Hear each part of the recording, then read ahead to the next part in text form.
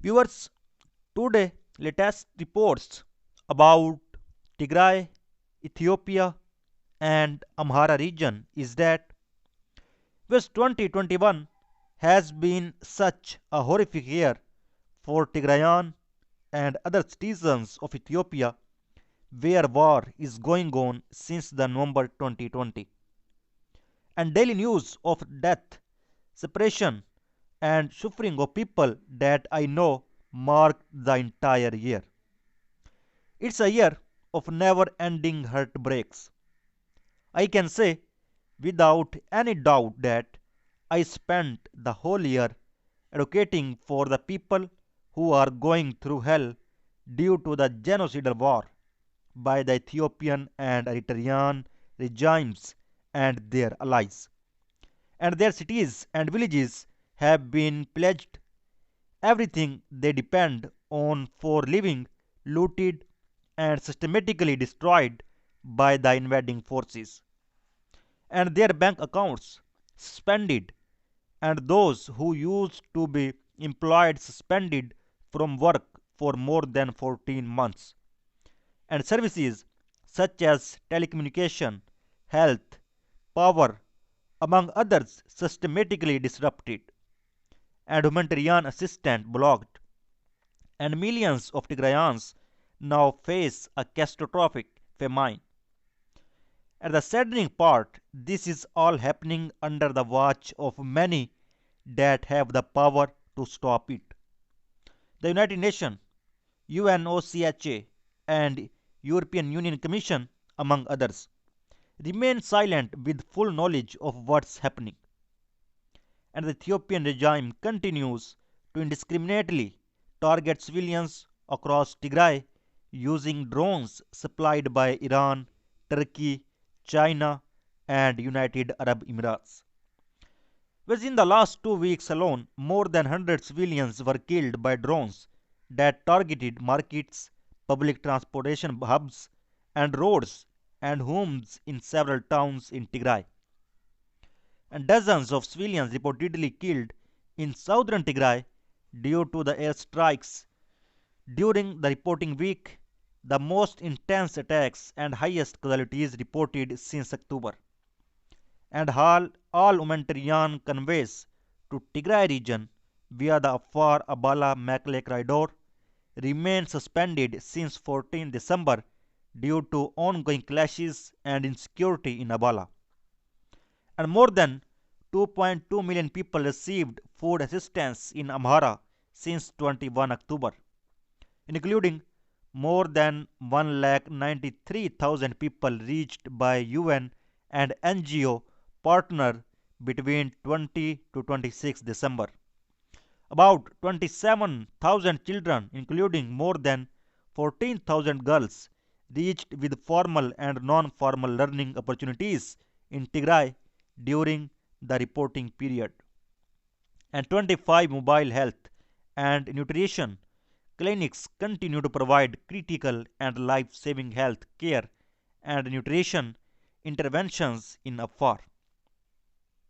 Whereas, on the other hand, in the previous video, I informed you that Tigray Defense Force sources are claiming that Tigray Defense Force has started a massive operation against Ethiopian National Defense Force and its allies in northern Gondar.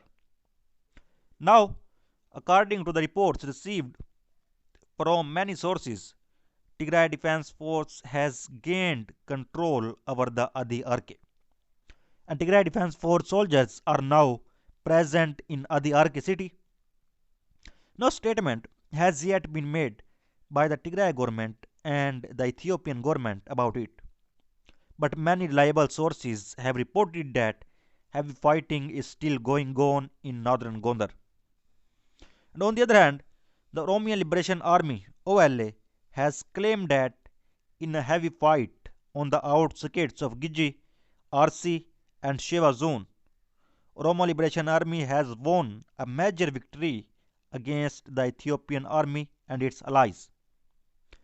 And it has been claimed that Oromo Liberation Army has been occupied many areas. Viewers, on the other hand, three opposition parties in Tigray called for an inclusive political engagement in Tigray. In a statement, three national parties in Tigray, namely Salse Viane Tigray, Tigray Independence Party, and National Congress of Great Tigray, said that all peace talks or negotiations which are prevailing or in the future should equally engage them.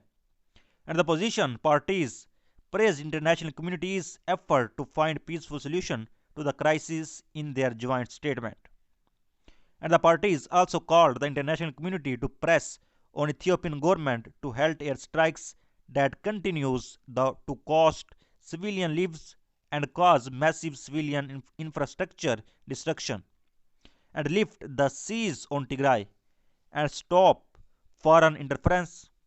The parties said that they are ready to help any peace initiative, and the parties warned that any negotiation regarding the war shall involve all political forces in Tigray, and that any negotiation that excludes all other political parties from the process will not go far.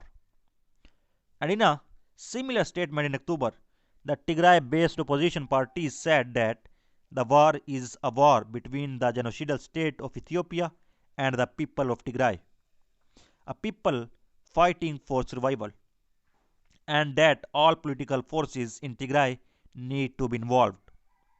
And last week, Global Society of Tigray Scholars and Professionals, which represents 3,500 Tigrayan scholars and professionals, requested the government of Tigray to open a broad-based inclusive consultation among all Tigrayan stakeholders, including political parties, scholars, and other community organizations. And Tigray People Liberation Front is repeatedly criticized for monopolizing Tigray's political space and sidelining all other stakeholders, including opposition parties in the region. And report coming that the Ethiopian government has said it will not enter into talks with the Tigray People Liberation Front.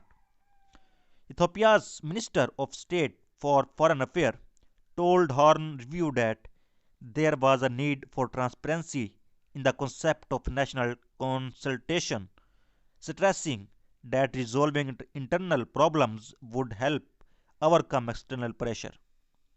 And he said the National Consultative Forum was meant to reconcile the people and politicians but not to negotiate with what he called the Tigray People Liberation Front.